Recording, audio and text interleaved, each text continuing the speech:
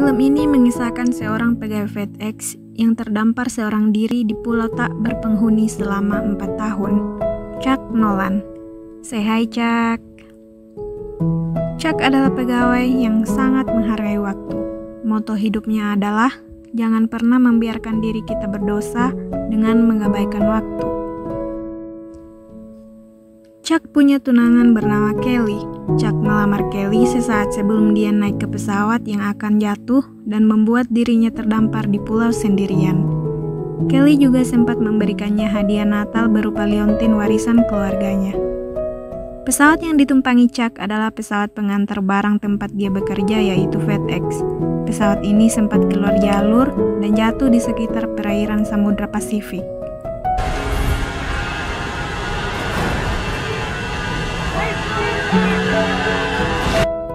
Chuck terbangun di pagi hari. Nyawanya terselamatkan oleh perahu karet darurat yang ada di pesawat. Bukannya panik seperti orang-orang pada umumnya, Chuck malah mengumpulkan paket-paket yang terbawa arus air. Chuck juga menyadari bahwa pulau ini dikelilingi oleh ombak yang tinggi. Sebelum malam tiba, Chuck menuliskan tanda help yang besar di pasir agar dapat dilihat oleh tim SAR yang lewat. Di pagi harinya, tulisan itu tersapu ombak. Chuck pun mulai membuat tanda help permanen dari kayu. Chuck mulai menelusuri pulau sambil memunguti paket yang dia temukan berserakan di pantai. Chuck melihat bukit yang tinggi dan mulai mendaki sampai ke puncak bukit. Dari puncak bukit, Chuck dapat melihat sekeliling pulau dan dia melihat seseorang yang mengapung di pinggir pantai. Chuck pun buru-buru turun dan menyelamatkan orang tadi. Orang itu telah meninggal, dan ternyata dia adalah salah satu pilot dari pesawat yang dia tumpangi. Sebelum Chuck menguburkan mayat pilot tadi, Chuck sempat meminjam sepatu dan senternya. Toh pilot itu udah gak butuh lagi kan ya?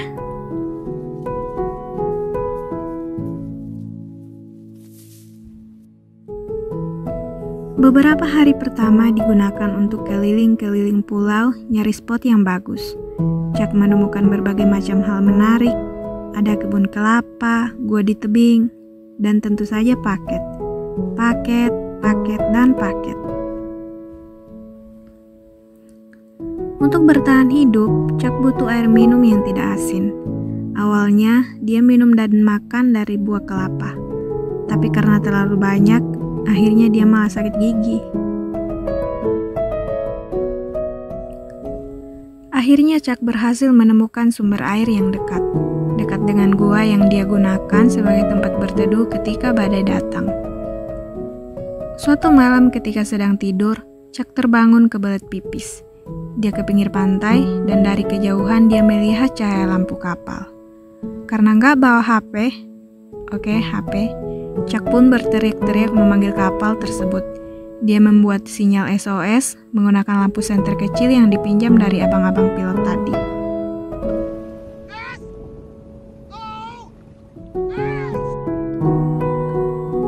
Mungkin karena terlalu jauh dan suara ombak beserta angin kencang membuat kapal tadi tidak mendengar teriakan Chuck. Kesal karena tidak didengarkan, Chuck pun memutuskan untuk membuat dayung seadanya untuk mengayuh perahu karet miliknya. Pagi harinya, Chuck pun mengayuh perahu karet yang kempes itu menuju kapal yang dia lihat tadi malam. Tapi karena ombak yang kencang, perahu Chuck terbalik dan dia pun terlempar dari perahu.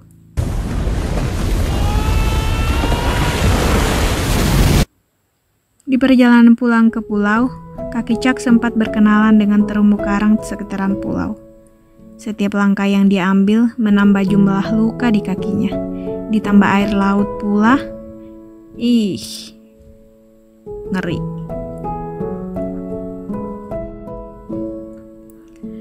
Chuck pun mulai menyadari bahwa untuk bisa selamat dari pulau ini, gak cukup cuma dia menunggu bantuan saja. Dia harus menjemput nasibnya. Chuck mulai memutuskan membuka beberapa paket yang ditemukannya. Bukan hal yang mudah buat Chuck, tapi dia harus melakukannya. Chuck menemukan barang-barang random seperti kaset-kaset, dress, bola voli, dan lain-lain. Chuck juga menemukan sepatu ice skating. Sepatu ini nantinya dia jadikan sebagai pisau. Akhirnya ada hal bagus juga.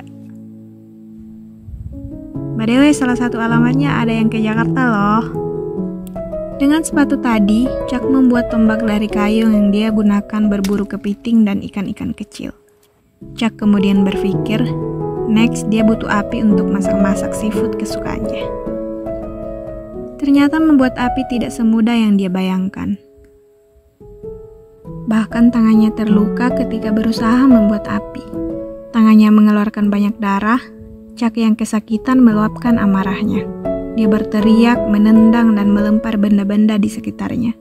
Dia mengambil bola voli dan melemparkannya dengan kesal. Nah, dari sinilah Wilson lahir. Wilson. Hai Wilson. Sedikit tentang Wilson, dia adalah bola voli yang dikirimkan seorang kakek sebagai hadiah ulang tahun untuk cucunya. Nah, lanjut. Chuck akhirnya punya teman baru. Teman barunya ini akan membantunya menyalakan api, atau minimal itu yang Chuck bayangkan di kepalanya. Chuck menaruh Wilson di atas batang kayu. Sambil dia coba bikin api lagi, dia ngajak Wilson ngomong panjang lebar. Sesaat kemudian, akhirnya apinya nyala. Chuck yang sangat bahagia, berjoget dan berpesta sampai larut malam. Akhirnya ya, setelah susah payah, Chuck berhasil memasak kepiting panggang kesukaannya. Jadi pengen.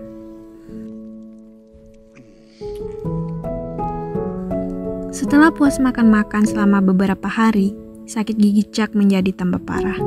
Dia memutuskan untuk pergi ke gua dan membuka klinik dokter gigi di sana, di mana pasiennya adalah dirinya sendiri.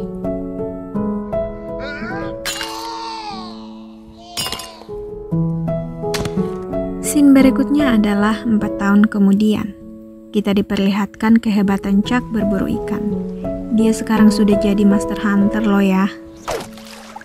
Tubuhnya kurus, rambut dan janggutnya panjang tak terawat, mirip prisoner di game Metal Slug. Ada yang tahu Metal Slug? Chuck survive. Dia bertahan hidup sendirian 4 tahun. Satu-satunya yang membuat dia tetap bertahan adalah keinginannya untuk kembali bertemu dengan Kelly, tunangannya.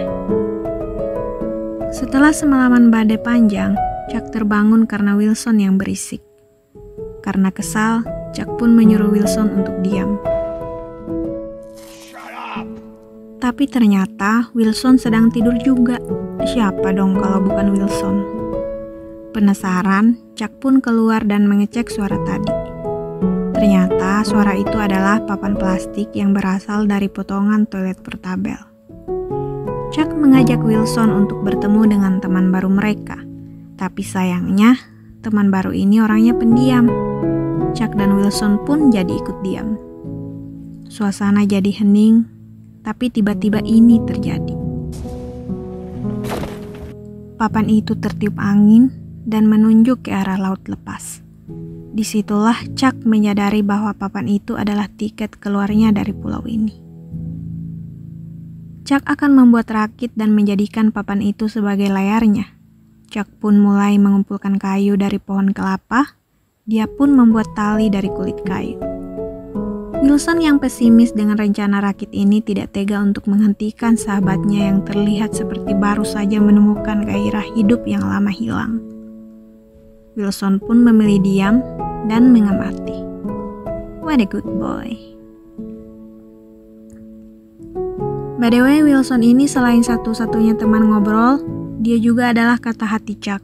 Bisa dibilang, dia bentuk kekhawatiran, ketakutan, dan pikiran negatif Chuck yang coba dia tekan. Karena kalau tidak ditekan, dia akan depresi dan telah lama bunuh diri. Suatu malam, Chuck sedang asik merencanakan perjalanan pulangnya.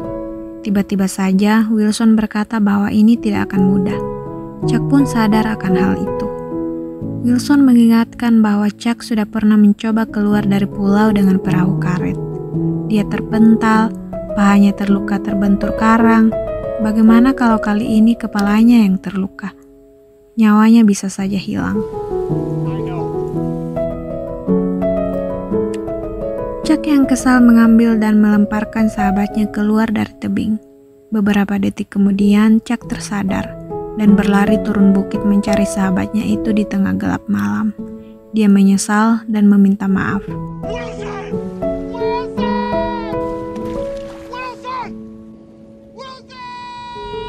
Chuck berjanji tidak akan mengulanginya lagi. Sebagai permintaan maafnya, Chuck kembali melukai tangannya dan memperbaharui cat merah di wajah Wilson. Wilson yang senang karena wajahnya kembali ganteng, akhirnya memaafkan Chuck. Oh. Hari yang dinantikan pun telah tiba. Rakit mereka telah selesai, angin pun telah bertiup ke arah lautan. Saatnya berlayar. Chuck mengucapkan salam perpisahan dan segera berlayar. Dengan semangat, Chuck mengayuh rakitnya menjauhi pantai menuju kawanan ombak yang menjaga pulau tersebut. Kali ini, ombaknya lebih tinggi dan kencang. Chuck tidak gentar, dia punya kartu as.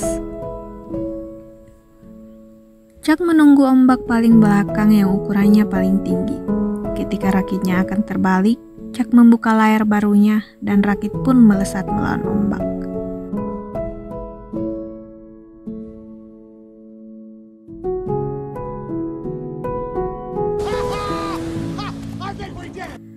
Rencananya sukses, mereka telah keluar dari pulau tersebut.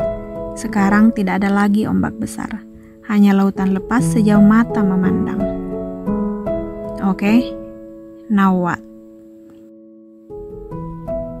Berhari-hari Chuck dan Wilson terkatung-katung di lautan lepas. Mereka bahkan sempat bertemu dengan kawanan ikan paus. Bisa nggak kalian bayangin perasaan Chuck dan Wilson yang terapung di atas rakit kayu kecil, terkatung-katung di tengah Samudra Pasifik, di mana raksasa lautan hidup bebas. Di tempat ini, manusia berada paling dasar pada rantai makanan.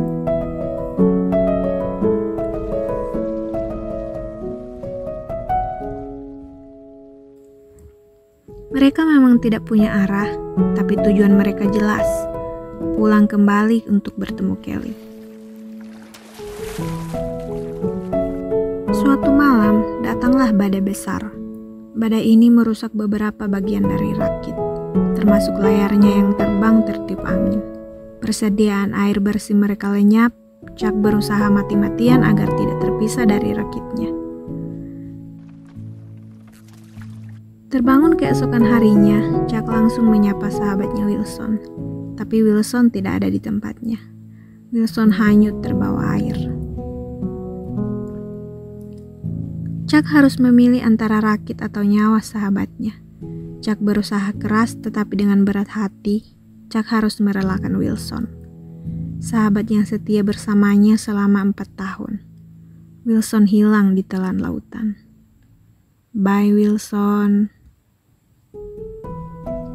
Berhari-hari Chuck menangisi Wilson. Dia menangis sejadi-jadinya. Dia tidak peduli lagi rakitnya terarah kemana. Toh layarnya juga udah hilang.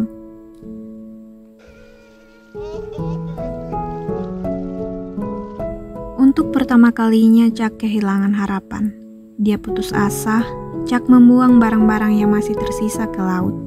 Dia sudah siap menemui ajalnya. Paling tidak, di sana ada Wilson yang menunggunya. Di tengah-tengah lamunannya, Chuck tertidur. Dia terbangun oleh suara keras, suara kapal raksasa yang menyelamatkan dirinya.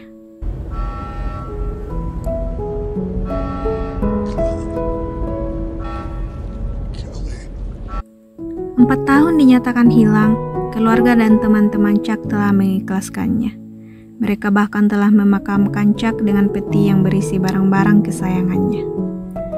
Kelly pun telah menikah dan mempunyai seorang anak.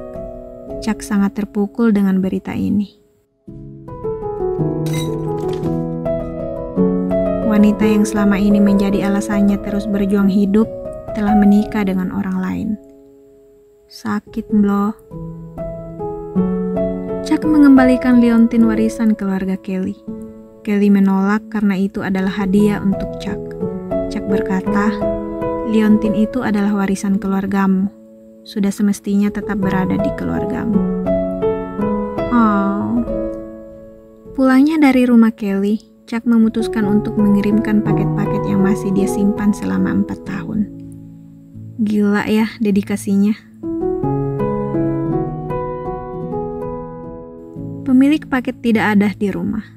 Chuck pun meninggalkan paket itu di teras dengan catatan kecil. Paket ini menyelamatkan hidupku. Di jalan pulang, Chuck nyasar lagi. Dia berhenti dan melihat peta. Akhirnya sebuah truk pick-up singgah. Ternyata dia adalah seorang cewek dan juga pemilik paket yang diantarkan tadi. Cewek ini menunjukkan jalan ke Chuck. Akhirnya Chuck mengerti jalan pulang. Di scene ini, alasan hidup Chuck sudah tidak ada. Kelly dan Wilson yang membuatnya bertahan di pulau telah meninggalkannya. Paket yang merupakan kewajibannya pun telah habis dia antarkan. Hidup Chuck tersesat lagi, bukan di pulau terpencil, dan kali ini Kelly dan Wilson tidak dapat menolongnya. Chuck hilang arah, hidupnya berada di persimpangan, dan seorang wanita cantik datang menunjukkan jalan. Ini bisa diartikan bahwa hidup Chuck telah kehilangan tujuan. Wanita inilah penunjuk jalannya, penentu arah sekaligus tujuan. Chuck menemukan tujuan hidup barunya. Dia telah jatuh cinta lagi.